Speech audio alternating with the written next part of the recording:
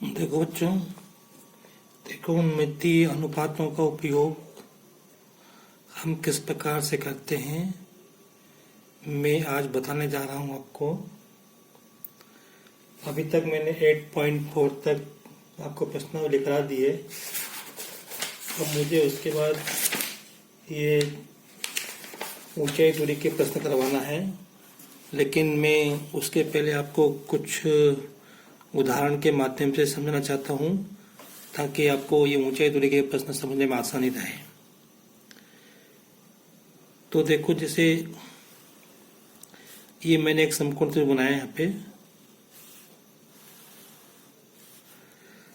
और ये कोण थीटा कहा मैंने।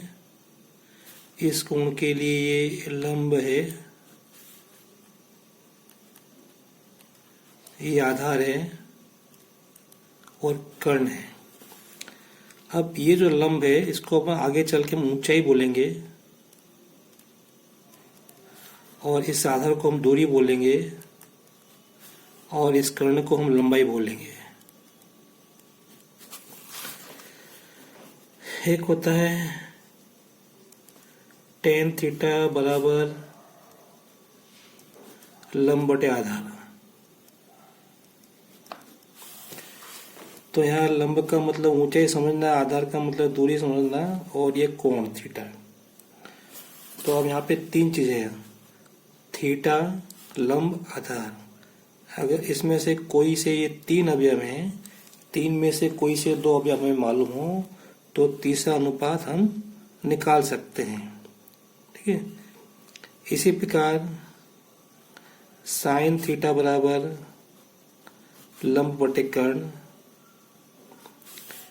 यहाँ पे कोण, लंब और कर्ण मालूम हो, कोई से दो मालूम हो तो तीसरा अपन निकाल सकते हैं। अगर अपने को लंब और कर्ण मालूम है तो हम थीटा निकाल सकते हैं, अगर थीटा और लंब मालूम है तो कर्ण निकाल सकते हैं, या ये कोण या कर्ण मालूम तो हम लंब निकाल सकते हैं। इसी प्रकार cos थीटा।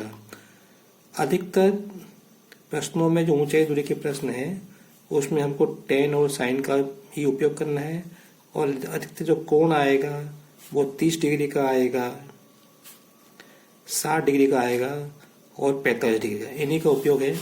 तो हमको इनके मान भी याद होना चाहिए। तो tan 30 डिग्री का मान होता है 1/√3, और tan 45 का मान होता है 1, tan 60 डिग्री का मान होता है √3। इसी प्रकार साइन 30 डिग्री का मान होता है 1/2, साइन 45 डिग्री का मान होता है 1/√2, और साइन 60 का मान होता है √3/2। एक हाथ कहीं प्रश्न में कहीं कोस का भी उपयोग आता है, लेकिन ये मेन 30 डिग्री, 60 डिग्री, 45 डिग्री के लिए आपको tan और साइन के मान याद होने चाहिए। तो अब मैं देखो आपके सामने कुछ प्रश्न हल कर रहा हूं, आप इनको ध्यान से देखें। मैं आशा करता हूं कि आपको ये जो कॉन्सेप्ट है ऊंचाई दूरी का ये आपको समझ में आएगा। मान लेते हैं थोड़ी देर के लिए ये कोण 30 डिग्री का है, और ये अपने को 10 मीटर दिया है, तो ये हमको निकालना है, ये x। तो अब प्रश्न ये उठता है कि हम इसमें कौन सा अनुपात लगाएंगे, tan लगाएंगे, साइन लगाएंगे। तो हम इसको समझेंगे। इस कोण के लिए लंब है और आधार, लंब दिया है, आधार हमको निकालना है। तो लंब और आधार वाला अनुपात कौन सा होता है, tan होता है। तो इसलिए हम यहाँ पे tan वाला अनुपात लगाएंगे। तो हम लिखेंगे यहाँ पे tan थीटा बराबर लंब बटे आधार। अब यहाँ क्या किया, एक तो कोण, लंब और आधार। तो कोण से मतलब तो ये रहा थीटा बराबर 30 हो गया, और लंब से मतलब ये 10, और आधार हमको निकालना है। तो मान लिख दो tan 30 बराबर लंब कितना है 10, आधार कितना है x। अब tan 30 का मान कितना होता है 1/√3 बराबर 10/x। तो यहां से हमको x का मान निकालना है, इसका गुणा इसमें कर दो, इसका गुणा इसमें कर दो। तो यहां से x एकम x बराबर 10/3। अब चाहो तो इसको अपन आगे हल कर सकते हैं, वर्गमूल 3 का मान होता है 1.732, तो गुणा करेंगे इसका इसमें तो 17.32 आएगा। तो इस तरह से ये आधार की लंबाई कितनी हुई? 17.32। मैं एक प्रश्न करता हूं आपके सामने।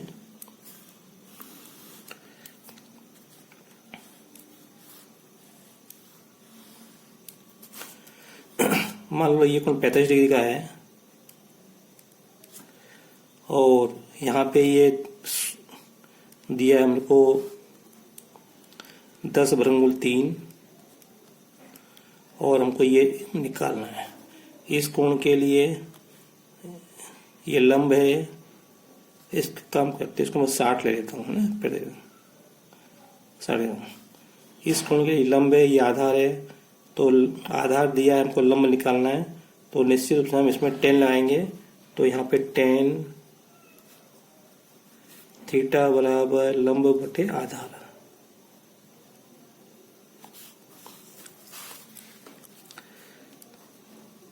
तो थीटा कितना है? 60 डिग्री बराबर लंब कितना है? h, आधार कितना है? 10√3। तो 10 60 का मान कितना होता है? देखो वर्गमूल 3, तो यहाँ लिख दो वर्गमूल 3 बटे 1 लिख दो बराबर h बटे 10√3। अब h का गुणा इसमें कर दो, कैंची गुणा इसका गुणा इसमें करो, तो यहाँ से जब हम करेंगे तो ये आएगा h एकम h बराबर 10√3 गुणा वर्गमूल 3, तो ये आएगा बराबर 10 गुणा 3, इसका इसमें गुणा करेंगे 3 आएगा बराबर 30। तो h का मान कितना आ गया? 30 आ गया।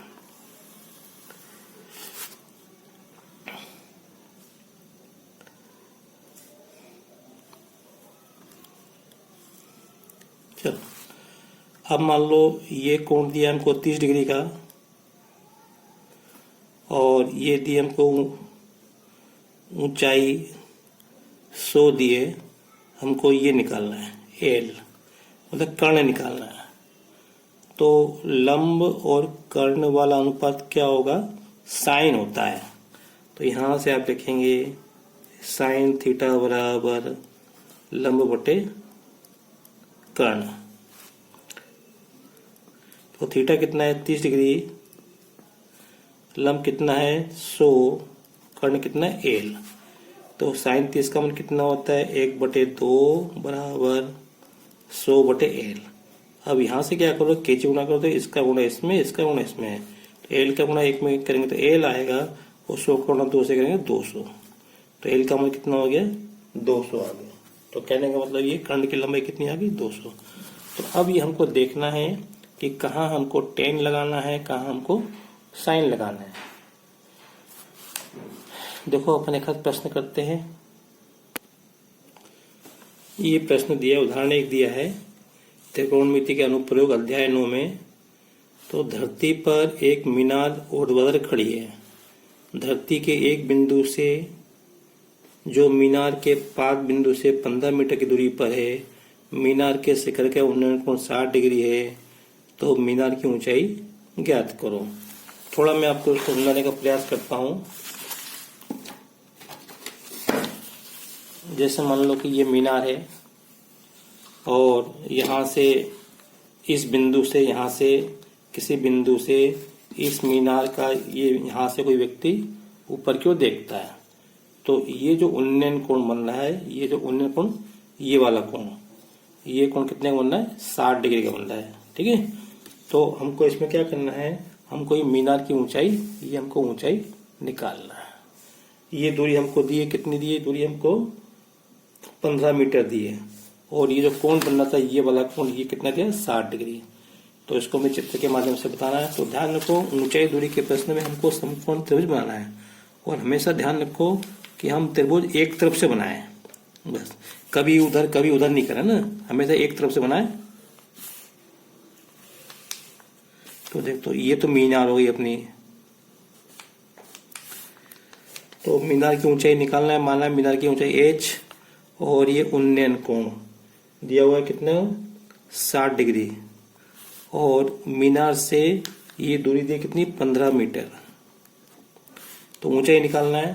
तो देखो, इस कोण के लिए ये लंब होगा, ये आधार, लंब निकालना है, आधार दिया है, तो लंब और आधार वाला अनुपात क्या होता है, 10 होता है। ठीक है, तो यहां से हम लिखेंगे पहले tan थीटा बराबर लंब बटे आधार। यहां लिख दो माना ऊंचाई h। अब थीटा का मतलब कोण कितना दिया, 60 डिग्री। तो 60 डिग्री बराबर लंब कितना है, h, आधार कितना है, 15। अब tan 60 का मान कितना होता है, वर्गमूल 3 होता है। इसको आप चाहे तो वर्गमूल 3 बटे 1 लिखो बराबर h बटे 15।